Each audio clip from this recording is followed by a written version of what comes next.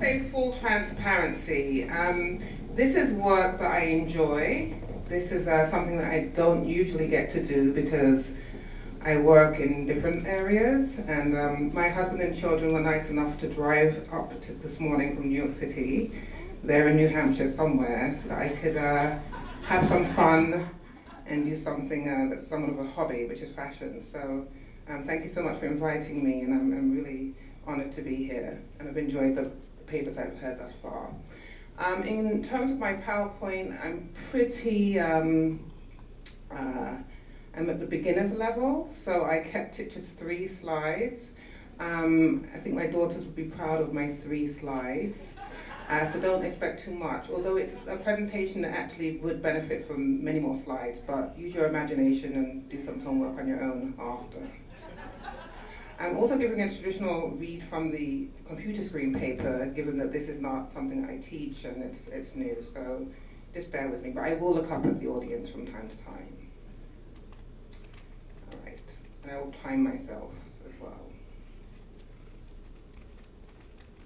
Okay, 28 minutes, joking. Janelle Monáe is known for her black and white attire, pompadour hairstyles, James Brown dance moves, and bent towards Afrofuturism. Monáe is also known for her politics. Monáe's participation in countless Black Lives Matter rallies, the Women's March on Washington, and her advocacy for the LGBTQ+ community evidences a determination to use her platform to draw attention to social justice issues impacting those marginalized by white supremacy, sexism, and institutional oppression. Throughout her career, Monáe's politics have also been expressed through her clothing. Today we'll discuss the radical nature of Monáe's sartorial choices and draw attention to how a black queer woman of working class origins uses clothing as a text to engage in a political discourse of intersectional politics. When Monáe first appeared in 2008 as a recording artist under Puff Daddy, he was Puff Daddy back then, under Puff Daddy's Bad Boy label, she mostly dressed in black and white, whether stripes, polka dots, or color block. She wore black and white to photo shoots, red carpet appearances, and to performances. Black and white became Monáe's trademark. Monáe's signature style set her apart from her contemporaries, not simply because she donned black and white, but because she often wore tuxedos and tailored suits. Very good. Where am I? So I can't multitask. All right. Accessorized with neckties. To fans, the media, and fashion experts, at first glance, Monáe's designer ensembles were nothing more than a fashion statement and marker of individuality. But as Monáe revealed in 2012, her trademark suit was a uniform intended to articulate a coded message of struggle and perseverance. Jennifer Craik explains, one of the central features of uniforms is that their effectivity is dependent on a shared understanding of the meaning of their markers of distinction and difference, as well as a naturalized or inculcated ability to read uniforms. Observers also match the uniform to the context or habits in which it is worn. So the understanding of uniforms involves a double action, reading the symbolic markers and locating these in a sense of role. So without context, the public could not read her uniform. It was only after Monáe disclosed the reason for wearing black and white that audiences could interpret the meaning or signifier of her attire. In 2012, while accepting a Black Girls Rock Award, Monáe shared, when I started my musical career, I was a maid. My mother was a proud janitor, my stepfather worked at the post office, and my father was a trash man. They all wore uniforms. This uniform reminds me I have work to do, and that's why I stand here today in my black and white, and I was supposed to wear black and white, but I couldn't find my black pants, so they're blue. Anyway, and so I wear my uniform to honor them. I wear my uniform proudly. I want to be clear, young girls, I didn't have to change who I was to become a cover girl. Many of you know that she does the cover girl campaign. I didn't have to become perfect. Embrace what makes you unique, even if it makes others uncomfortable. So Monet's suit serves several functions. First, it signifies her working class roots and efforts to pay homage to several generations of her family who have remained tied to the service industry. Monet is proud of her family, their ability to survive in the face of adversity. At the same time, though, by drawing attention to her humble beginnings, she directs our attention to the legacy of racial inequality and socioeconomic oppression that keeps black men and women in menial labor and blue-collar jobs, thwarting their aspirations and efforts to attain social mobility. Monet's suit isn't solely a signifier of her solidarity with the working class, though. It's also a radical statement about the sexual politics of misrepresentation, identity, and black womanhood. In an industry that likes its women performers scantily clad in leotard and tap pant, Monet is one of few mainstream artists to achieve success without yielding to the pressure to wear revealing clothing. In an interview with Marie Claire magazine, Monet reflects on the industry's sexual objectification of its women. She notes that when she entered the industry, there were no women who performed fully clothed. Still to this day, there aren't. To me, that was a problem to say, if you want to be in the music industry, you need to be able to sell sex. I want to be in control of my body. I don't ever want a man or woman to tell me to dress that way. I think it's up to me. The language gets a little vulgar, so excuse me, it's not my language, you'll see. In her oft-cited essay, Selling Hot Pussy, Bell Hooks argues black women are particularly susceptible to hypersexualization because their sexuality has been represented in racist, sexist iconography as more free and liberated. Many black women singers, irrespective of the quality of their voices, have cultivated an image which suggests they are sexually available and licentious. Hooks argues that black women's exploitation is a product of the men who control the music careers of powerful black women. From Tina Turner, it's a little dated, but you can fill in the blank. From Tina Turner and Aretha Franklin to Diana Ross. Hooks insists, by using their bodies and sexuality to sell their music, Turner and Company allow themselves to be fetishized and subject to men's scopophilic fantasies. Monet's suits become what she calls her armor, a protective shield against the male gaze. Monet proves there are other ways to represent black womanhood and sensuality, options devoid of nakedness, or the kind of fetishization of black women leading to what Melissa Harris Perry calls the misrecognition of black womanhood, a set of stereotypes that feed society's negative view of black women and stunts their psychological growth and individuality. While Monet is clear about her individual principles in respect to how she governs her body, she is against disparaging women who capitalize from their sexual currency and self-expression. She argues, I see how people try to pit women against each other. There are people who have used my image to slut shame other women by saying, Janelle, we really appreciate that you don't show your body. But that's something I'm not cool with. I have worn a tuxedo, but I have never covered up for respectability politics or to shame other women. So for Monet, it's about agency, having the freedom to represent yourself as you desire, not according to the dictates of a male-dominated industry. Monet's suits undermine the industry's standard of sexual objectification and individuality and simultaneously defies societal norms of womanhood. Monet doesn't wear ordinary suits. She wears tuxedos, attire that connotes elegance, and menswear. These tuxes are often paired with feminine blouses, makeup, jewelry, and elaborate hairstyles. This merging of feminine and masculine, I'm saying, creates an androgynous appearance. Monet is, of course, not the first in fashion and music to queer the suit. Grace Jones, David Bowie, Prince, Boy George, Annie Lennox, there are others, worry the lines between masculine and feminine. And according to Caitlin Marciangeli, even Chanel mixed feminist and masculinist texts to blur gender lines, achieve androgyny, and achieve gender equality. Monet's gender nonconformity supports Judith Butler's thesis about the limitations of gender categorization and gender performance. Caitlin Grief asserts the dichotomous qualities of appearance result in one of two understandings. Are you more male and masculine, or feminine and female and feminine? Deemed by your peers, your position on this heteronormative binary spectrum will have a significant impact on how one self-identifies, along with how others identify you. As neither male or female, Monet defines gender on her own terms as a radical act of resistance against gender binaries. Over the years, Monet has been both praised and negatively criticized for her androgynous style. In her song Django Jane, has anybody heard the new album, Dirty Computer?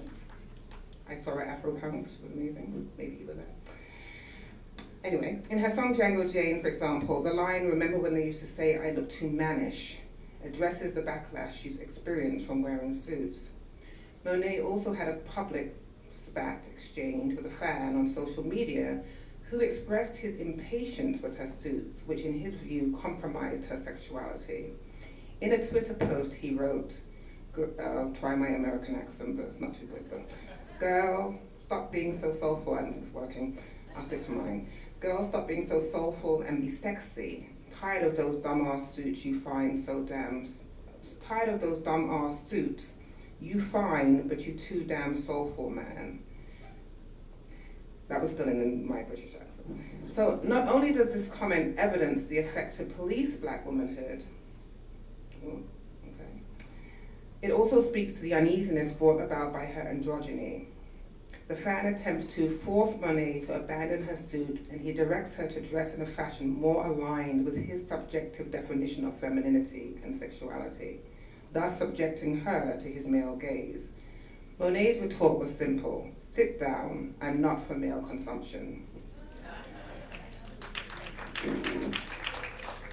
Wrapping up.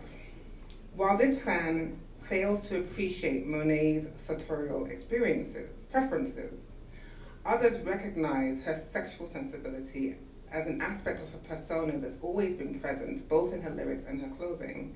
To be clear, Monet doesn't only wear suits or black and white. Over the years, she's certainly included more dresses and skirts into her wardrobe, and in her most recent video, Pink, she expresses her sexuality in a manner that's creative and original, and as usual, she allows the clothes to tell the story. I promise it's literally less than 2 minutes.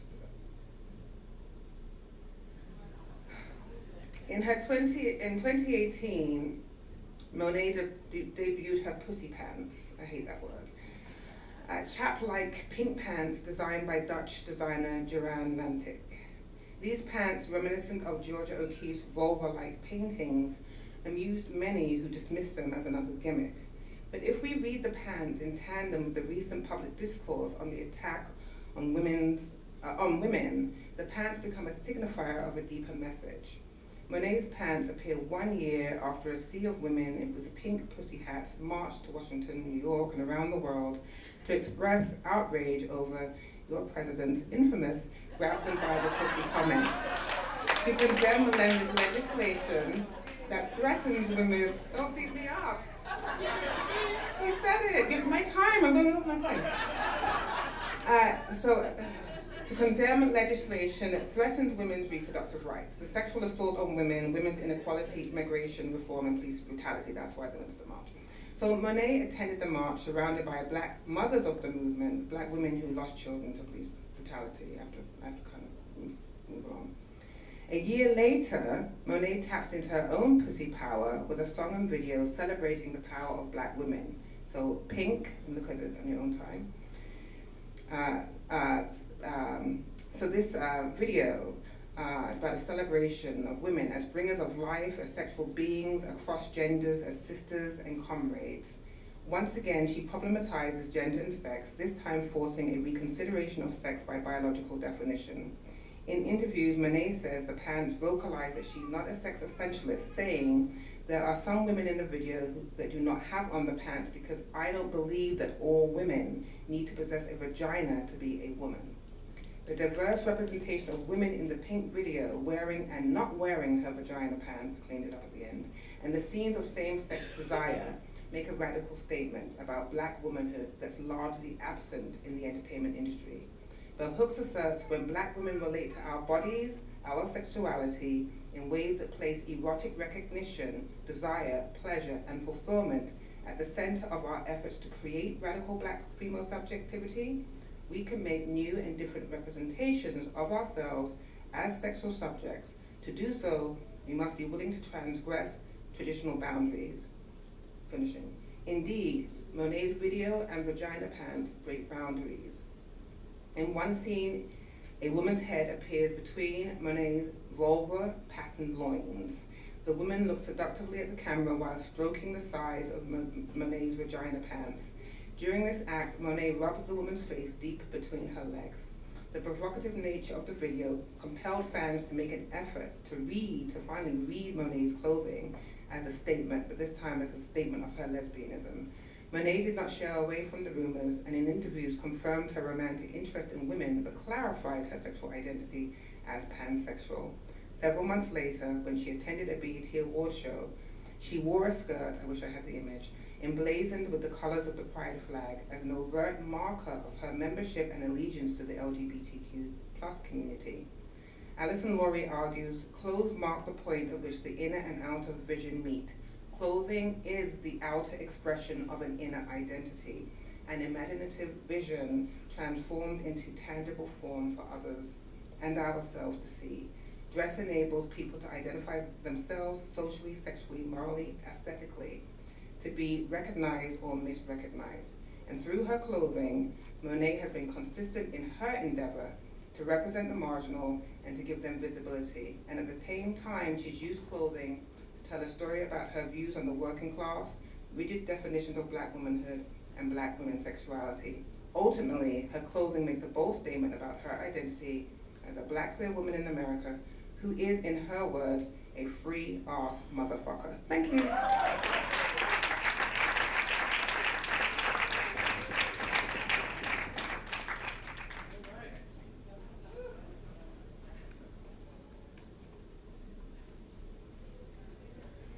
Our next speaker is Terry Robinson.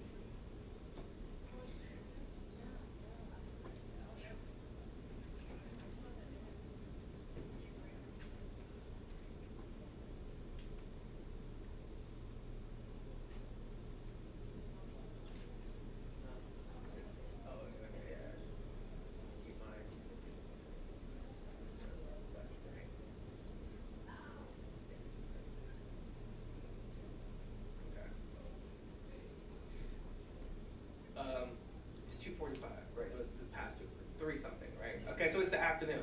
All right, good afternoon. I'm horrible with time. That's something, first off, I don't deal with time. I don't like time. But I'm gonna deal with time right now for Jerry Ann, because she's like, you are 10 minutes or I'm gonna kill you. So here we are. So I'm 18 years old, about to be 19. Thank you. I know I look like I'm 35. I'm a freshman here at UNH, and during my freshman year of high school, I went to this college preparatory high school where they made me write a 15-page paper. About generations and the ideas behind generations. And in that 15-page paper, my thesis statement was that every generation seems to disregard the wisdom of the past and then try to influence the future generations. So because of that, and since I'm into fashion and design, I decided to create or work on a theory called the generational design theory. And this is a theory that both me and my mentor, Virgil Abloh, have been working on, have been talking about through our extensive conversations for a while. And so basically this is a design theory and its relation to the current culture and how it influences the future of fashion, art, and music. So what is design? And we're gonna go through this very quickly. One, design most times is talked about in a very abstract concept. So design is sometimes talked about how what you do and how you make it and how you go from this process to that process, yet it's very abstract. It's not really talked about. There's no set way to do it. The way that I design is different from the way that Virgil designs, which is different from the way that Ye designs, which is different from the way that my friend Ian Connor designs. We all have different design processes. So it's a very abstract concept, yet To me, it's not. It's has a very definition, and to me the definition of design is the ability to communicate the concepts of our ideas. And that's very key. The concept of our ideas. There's a difference between our ideas and our concepts. See, the concepts is the framework, and the ideas is the initial thought. So I have initial thoughts all the time. You can ask Jerry Ann. They come at random moments. And especially while we've been working together these past 3 months, I've had a lot of random thoughts, and I just added them into the framework. And so that's what I do. I have random thoughts and random ideas, yet then I build my concepts around them. So I make sure everything is personal and directly related to me as a designer. As Virgil would put it, you always go back to the self-expression of your 17-year-old self.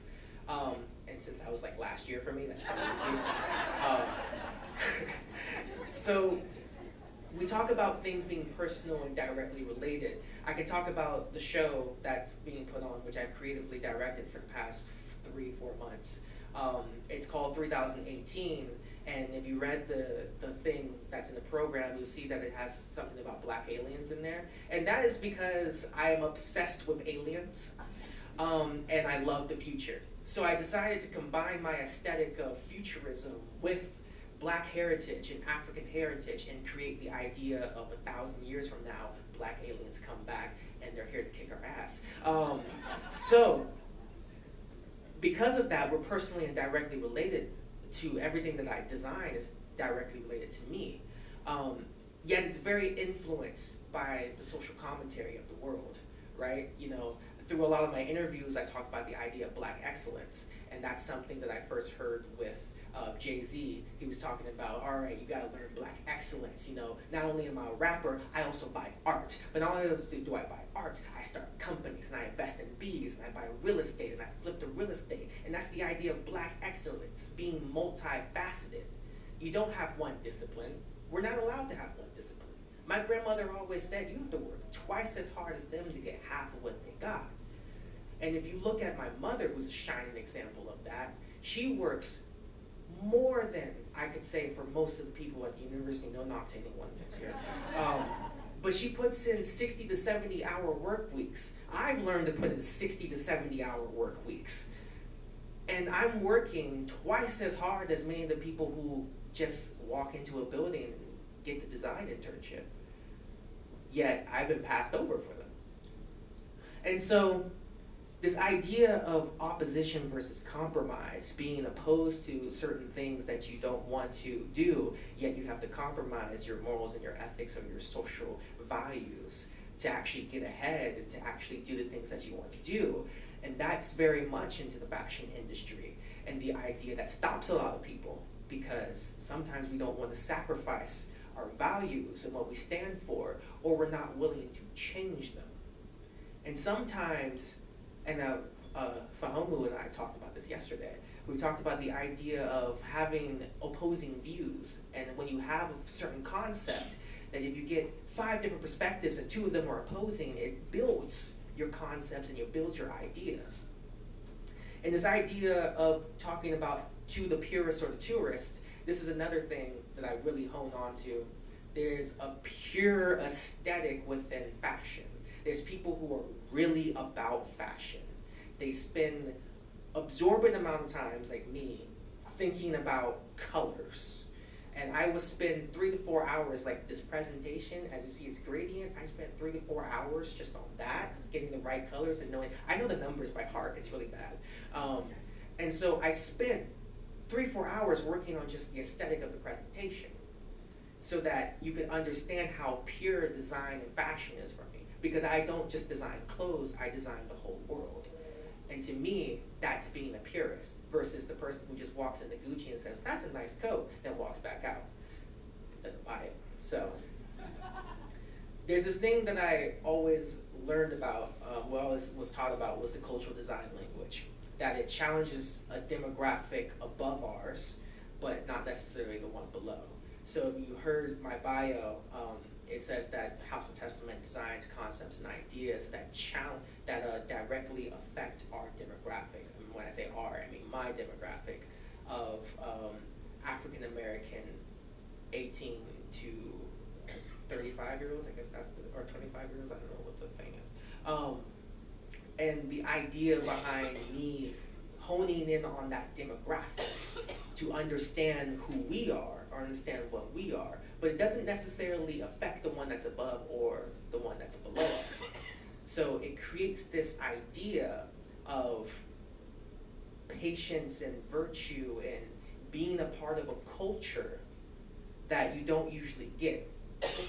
So it serves, and these concepts that I just talked about serve as the ethos of Testament, which is the company, and all of my creative projects by myself.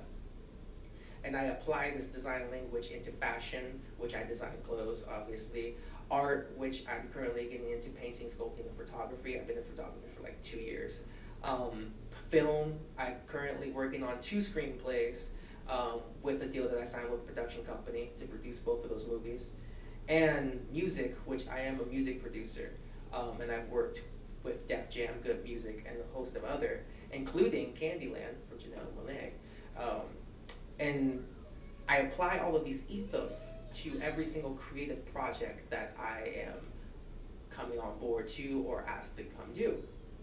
So it creates this, and this cultural design language of honing in on a certain demographic creates this interconnectedness of designers and thinkers. So I think of designers as the modern day philosophers, right? We come in, we design clothes, yet they really talk about the social commentary. Again, going back to Tracy's presentation about Janelle Monáe, all of the clothes that she wore in the videos very much hit social commentary. And so this interconnectedness of designers, and as you can see, I'm riffing off of everyone's presentations, we connect ourselves in a way that is almost alien-like. And the way that we do it is that we talk about something in the cultural design language that has a lot to do with society and has a lot to do with the commentary, yet the commentary is not always clear, yet as designers we come in and make it clear. This is one of my favorite pieces of artwork, and I don't know if any of you recognize it, but this is the album cover for an album by Kanye West and Jay-Z called Watch the Throne. And the really cool thing about this is that this album cover was designed by 2 fashion designers. And the 2 fashion designers were Riccardo Tisici and Virgil Abloh. And Riccardo Tisici is currently working with,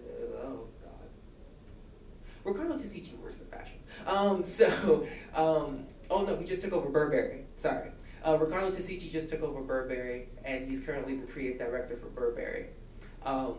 And him and Virgil Abloh had created this design cover for Kanye West and Jay-Z. And as you can see, the simplistic design of it, and I'm already past my 10 minutes, but I'm gonna take 2 more minutes, Cherry-Ann. She's staring at me to death. I have like 3 more slides. So just to wrap up really quickly about one of my favorite quotes, and 2 of my favorite quotes by Virgil is, or something that him and I created, is these ideas just happen to be real. We have ideas, and sometimes it doesn't always connect with the universe and doesn't always connect with the social commentary. But if you treat every idea as if it's already real, it's much easier to design and to create. And that's how I've moved with all of my creative projects. The random ideas I have, I always think about them as if they're already real. And you'll see that with a lot of the clothes that I design. Like some of them I did last week. I just came up with them last week. And so now they're made. So they're already real. And this applies to all of these right here, art, fashion, music, and film. And my last one, which is the most important, I believe, is that work ethic is free, so spend it. To me, there's only 2 free commodities in the world, work ethic and love. And if you learn that you can generate your own work ethic, it's so much easier to spend it. Thank you.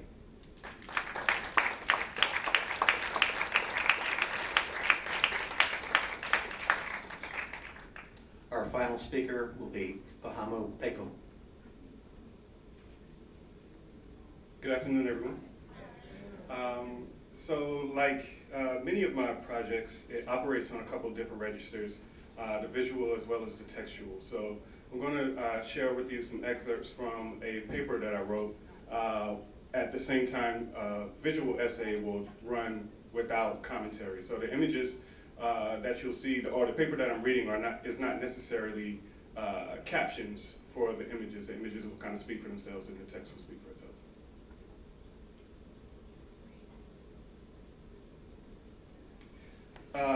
There's a poet, dancer, and activist named Tracy V. Pierre, who's the founder of an organization called Ghetto Get Up.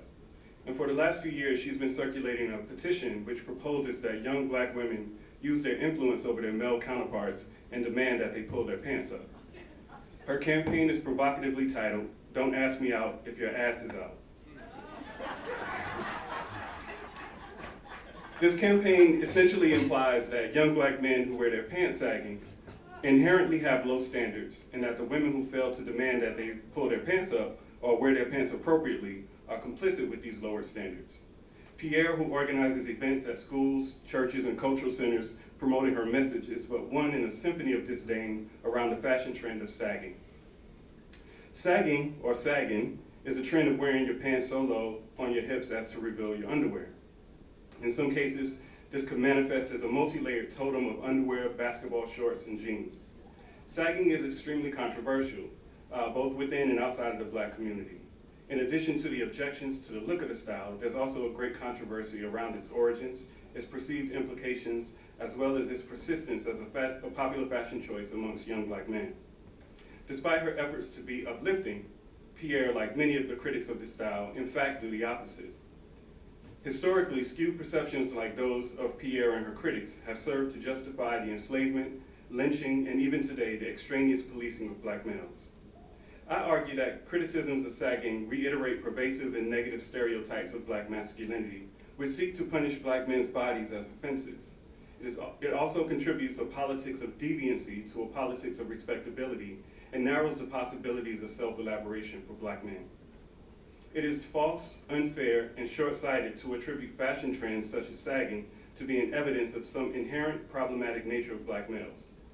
And in order to seriously engage in any discourse with black male comportment, one must consider the historic, racial, and social factors that contribute to our collective ideas around black masculinity, which itself engages a cruel irony. The black male body is historically revered and reviled, desired and disgusting. By the age of 12, childhood has already become a fading privilege, think Tamir Rice. And as he ages, his physical presence is suddenly heavy by the weight of other people's fears about what his body can do. Imbued with troubled histories of labor and resilience, power, regalness, violence, and death, he struggles with his identity. It becomes a schizophrenic obstacle to overcome rather than something to grow into. And a physical burden as such is not without its psychological baggage as well. The resulting pathology often manifests as enmity and resentment.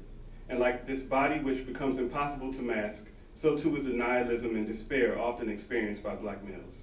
The only hope to be accepted in mainstream society appears to be in conforming one's identity to model a hegemonic white authority, ultimately rendering any trace of individuality or difference invisible. So I ask, what would happen if we were to re-envision sagging through the lens of oppositional fashion? What might be the implications of sagging if it were read as an embodied, politicized resistance? Between 2013 and 2015, I created a number of works that I refer to as Gravity.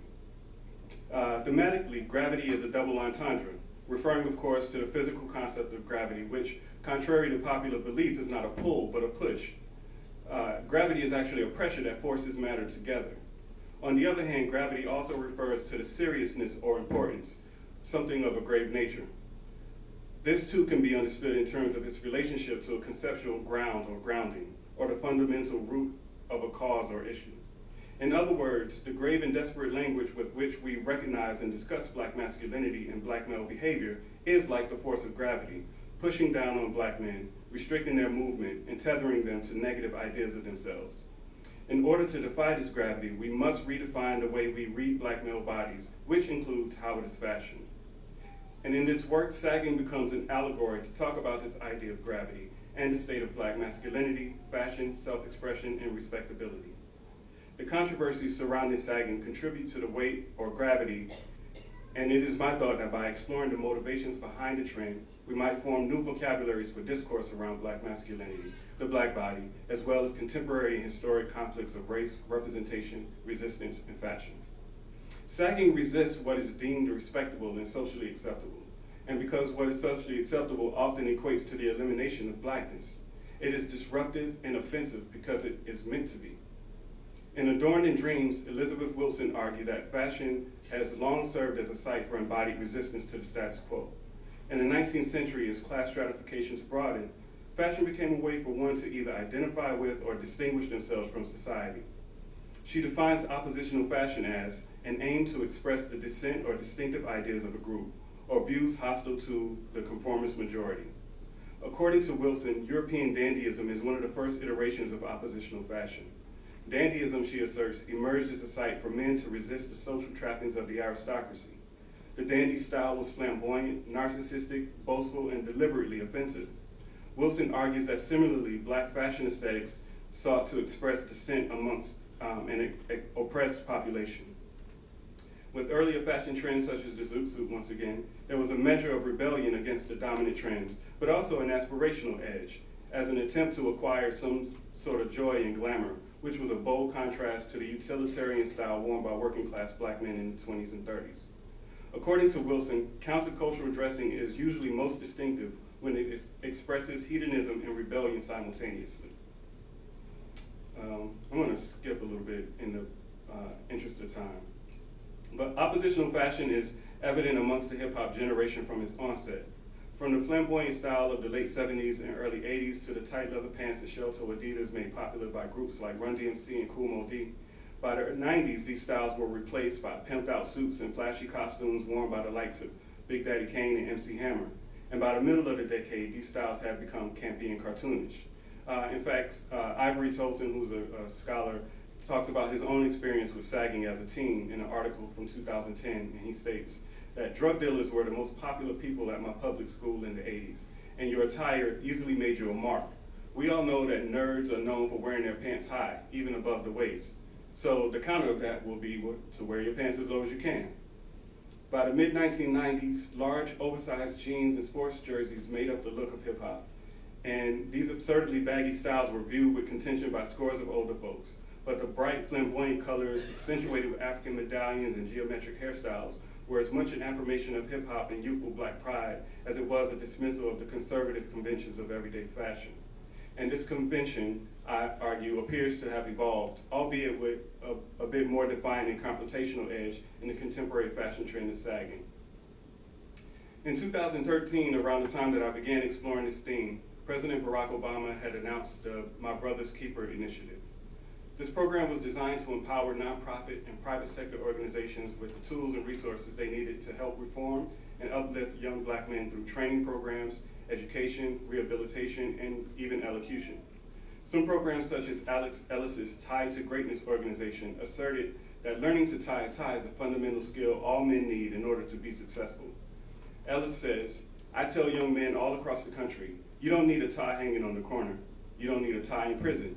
You don't need a tie just hanging out with your friends, but you need a tie when you're ready to take care of business. Ellis's program seems to imply that only positive, educated, well-groomed, articulate men of color are successful and worthy to be respected. But like Pierre, Ellis fails to recognize the politics inherent in self-fashioning. The automatic assumption of criminal deviance tied to Black male bodies who do not wish to conform to society must be, and I don't, no pun intended here, but it must be redressed. Despite its well-meaning mission, programs like Tied to Greatness seem to co-sign readings of Black male youth as problematic and in need of reform.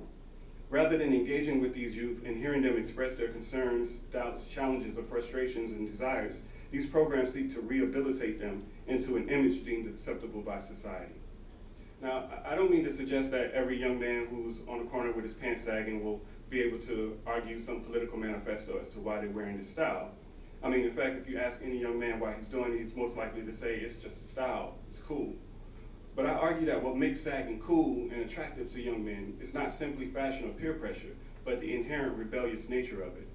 Fashion, like identities, are fluid, and divergent tastes are informed by and contribute to a complicated social reality that must not simply be ignored or dismissed, because a politics of decency disapproves.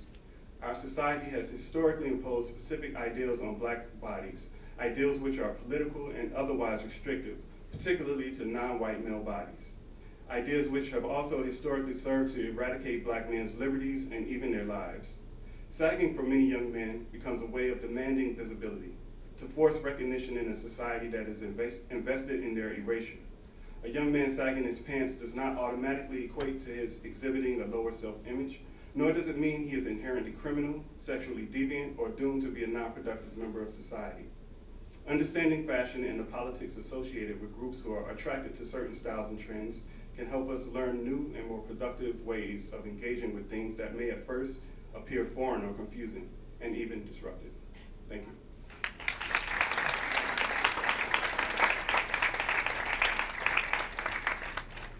Okay, I'll ask the panel to come up to the front table. We have time for a few questions. We're going to do it a little differently. I'm afraid our remote microphone, it's that time of the conference where it's out of batteries. So if you could speak up with your questions, I will try to rephrase them, if that's helpful from the microphone. So questions, please. Oh, from the panel itself, yes. Oh, you want to grab the microphone here? Okay, so I really enjoyed the other papers. And so my question is for you. I'm really useful watching the images and poetry. Is the poetry yours as well? Okay. So my question is about the commodification of sagging, right? So I'm dating myself here. I'm younger than I look, but I remember when Mark Wahlberg wore I think it's Calvin Klein. Yeah. And in order for that campaign to be successful, you had to see that the band of his underwear, right, was showing above his pants. So do you remember what time period that was? Okay, and so I guess my question, which is an obvious answer, but my question for you is, so what I understand the connection between particular policies that are enacted as a result of stereotypes and the misrecognition of black masculinity, but can you speak to how that sagging phenomenon then becomes commodified, and maybe young man you can answer as well, how it becomes commodified and then becomes, on the runway, and these oversized pants which then turn into the harem pants, which were quite popular 2 years ago, so how others then capitalize off of the same thing that's being castigated within the black community. For sure, and I think that's actually a really excellent point because, in a lot of, in the longer paper, I talk about, certain cities and towns that have instituted laws and other kinds of fines for sagging, and they generally only target young black men with those fines and with those laws. Young white boys who wear their pants sagging don't face the same types of scrutiny. And you're right, as much as people have been offended by the style, you've also now seen a great deal of fashion houses designing pants, that have a really low drop crotch that mimic the look of sagging and stuff like that. And it's really become, a commercially valuable thing, but at the same time, we continue to criminalize young black men or diminish young black men in their capabilities based on the way that they appear. And this is not just with fashion, this is also in other areas. We talk about with the legalization of marijuana in different places, all of a sudden, companies are making great investments in legalizing marijuana while young black men sit in jail, for, possession, you know what I mean? So, I think it, goes back to the point that I was making that, our, a lot of times the first reaction or first response when we see black men doing something that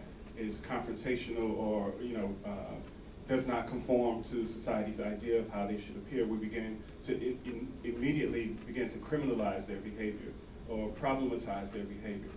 And that is the essence of this argument. I'm not advocating for sagging, but I'm saying that rather than look at it as something criminal and negative and detrimental, that we begin to engage with why someone might want to do that in the first place.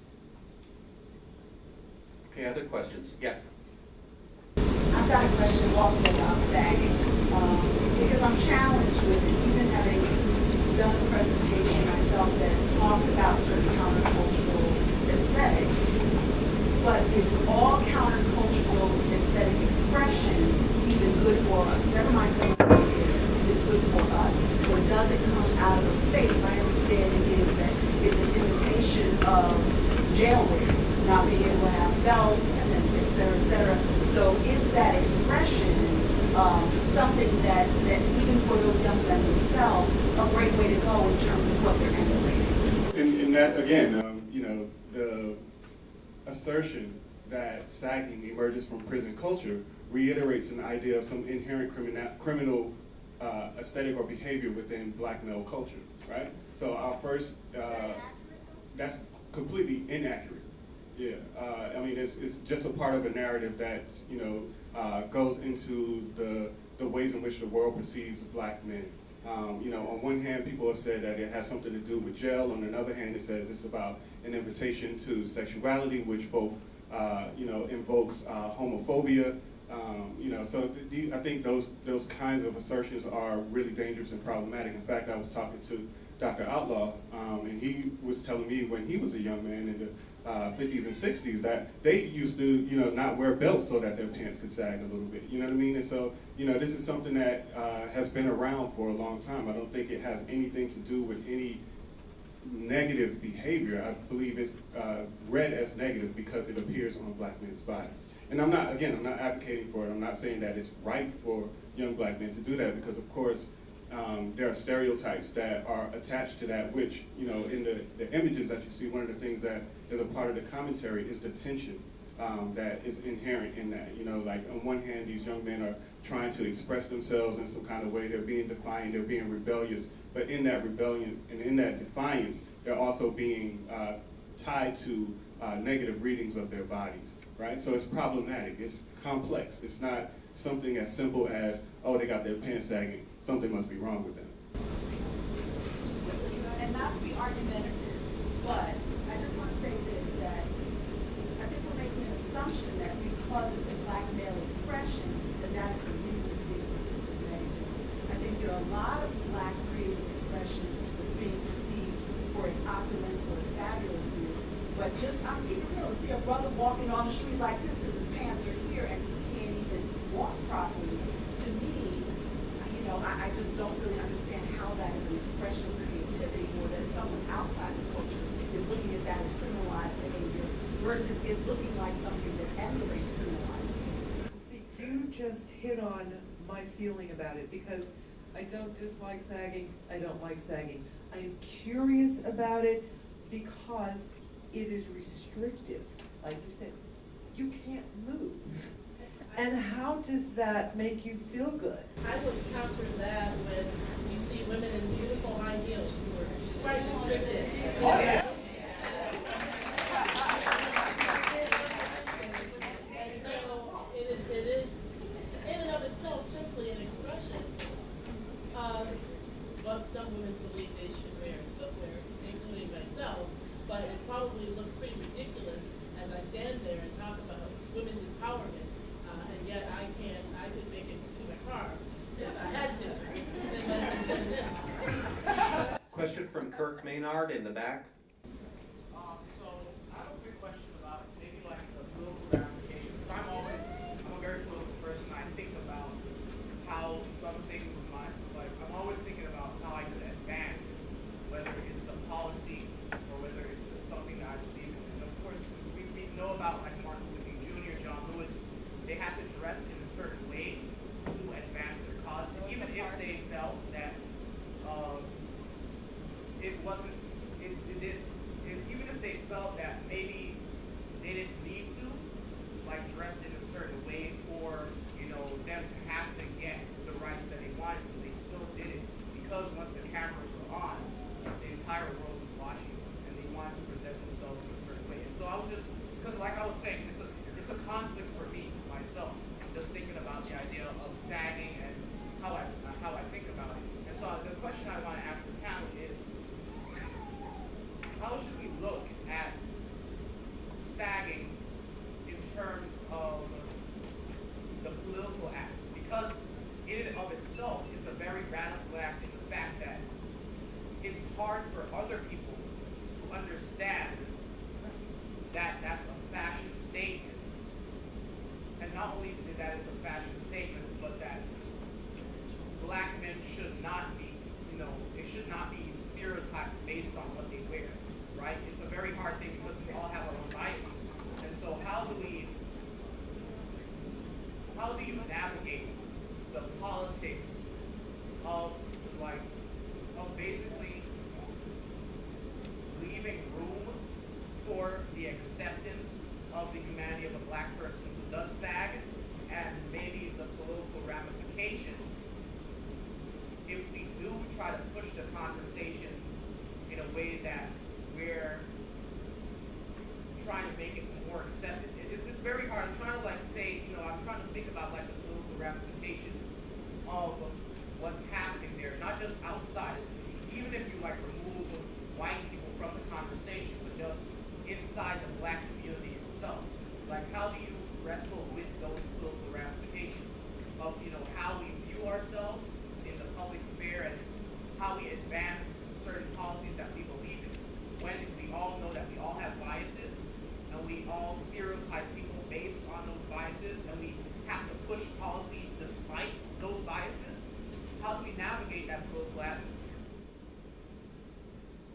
There are a few different responses that are running around in my head right now. On one hand, I'd like for you to consider that with Dr. King and the Civil Rights Movement, their choice to wear suits was in itself a form of oppositional fashion, right?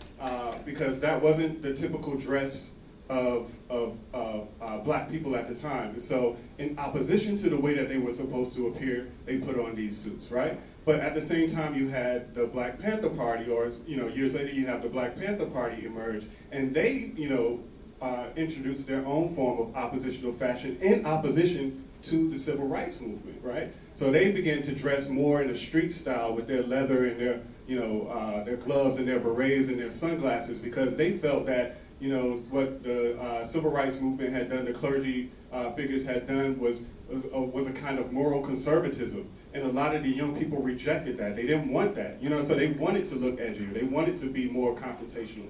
And so I think it's important to understand that even if we remove, white people's considerations from the conversation, we have, as black people, also inherited a lot of the same sort of stereotypes and ideas about ourselves and about our youth that we also have to wrestle with and we also have to come to grips with. And again, this is why I make the argument that sagging isn't just, that sagging is actually really offensive and deliberate because it's obstinate. That's like, you want me to pull up my pants so I can disappear, I'm gonna pull them down. Now you have to look at me. Now you have to confront me. And so this is kind of it's really it's an aggressive, form of self-fashioning, but at the same time, it is a political statement in and of itself. Professor Outlaw will get the last question. You can speak from here if you want. My Baptist voice ain't working like I thought it was. Thank you all. I mean, there's so much to be addressed in here. But let me just say about this lesson. One, there's a really, really, really rich discussion going on about sagging, and it's really important, but I do want to take note of one aspect of this. No matter what is being said, it is being said about somebody. None of the folk, let me put it this way. Yeah. There ain't a single person in this room who's sagging. Is that right? Fair? Oh, a little bit don't count. No. We can't even see you got a sweater pulled down over the back of your pants, so we can't even see what you're saying, right? And brother, my brother here has got on a suit, we can't even tell, right? Right? No, so here's my point. The point that I'm trying to make is a really serious one. We are having a discussion about persons, none of whom are participating in the discussions. Not a single one of those persons is a part of this discussion.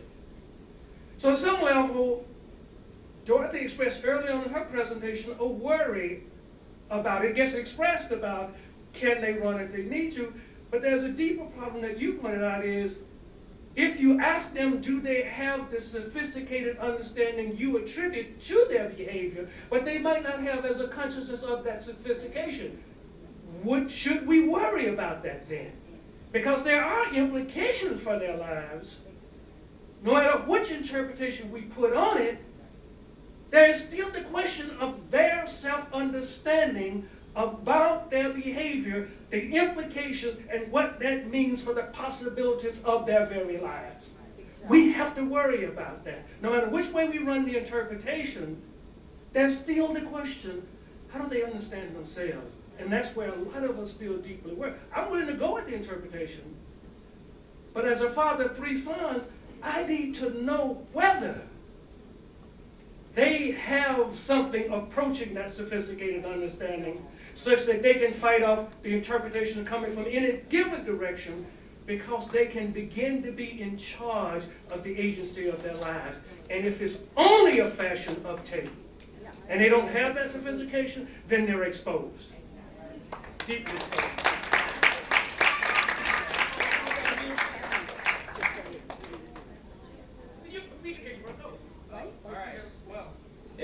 Here we go. If I could just riff off that for a second, and I'm gonna call probably all of you out. Literally in this 10-minute discussion was not even the question directed towards me, who's from the generation that is sagging. You all decided to talk about your viewpoints, and not knocking any of your viewpoints at all. I don't knock any of them. They're all valid concerns.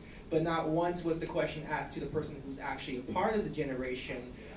Oh yeah, you did, yes, and I didn't. I'm not calling you out. And that is where I talk about the ethos part of it, my ethos for things. I'm designing things that resonate with my demographic. And when I say not necessarily the one above, I am talking about your demographic. So when Dr. Outlaw makes a valid point,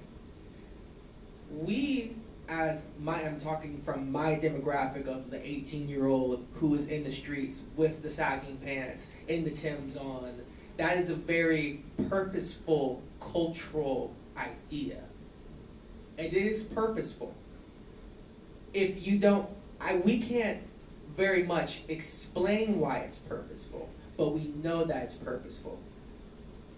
Fahamu here said that it was an aggressive political statement, which I also agree with. It is an aggressive political statement. It is, we're here. But also, it is a direct opposition to why you guys don't want us to wear our pants with belts. We're doing it because we're saying, nah, we ain't gonna do what you want us to do. We live by our own set of ethics. We live by our own set of codes. This is larger than just the political aspect of black and white, an idea of white dominance. It's generational dominance. It's your generation has came in and said, all right, this is the way that things go, yet our generation says, we see it in a different way. And we can do things differently. Think about what happened after the mass shooting, the school shooting in Florida. How many political activists were down from high school? Emma Gonzalez led a movement to come in and say, we want more safety in our schools, yet the generation of the past who was running Congress did nothing as usual. So the idea of it being a political statement, which answers my brother in the back, it is a political statement. Sagging is a political statement saying we're going to do things the way that we think things should be done. So when we sag, it may not be a conscious thought, but it's subconscious. And sometimes we refuse the idea of fashion statements because they're fashion. Statements made in fashion aren't really relative because they're made in fashion. When we're making statements, we're making statements off the social commentary. So the social commentary is talking about sagging. All right, so now all the designers in the fashion world are incorporating black culture within their aesthetics. So and this was also touched on, when the baggier pants come into play, now that's a thing in Louis Vuitton. Virgil's now artistic director of Louis Vuitton. Look at the first men's show. Baggy pants. Kid Cudi's walking down the runway, baggy pants. Octavian's walking down the runway, baggy pants. These aren't regular models. These are rappers and these are designers. black rappers, black designers. Again, it's cultural. And that is the idea that I think is missed in a lot of the opinions and a lot of let me rebut that point? What did you say? You were like, let me counter that point. A lot of counters were not even hitting on the idea of why it's cultural.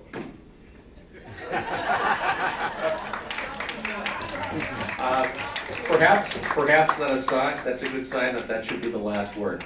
So.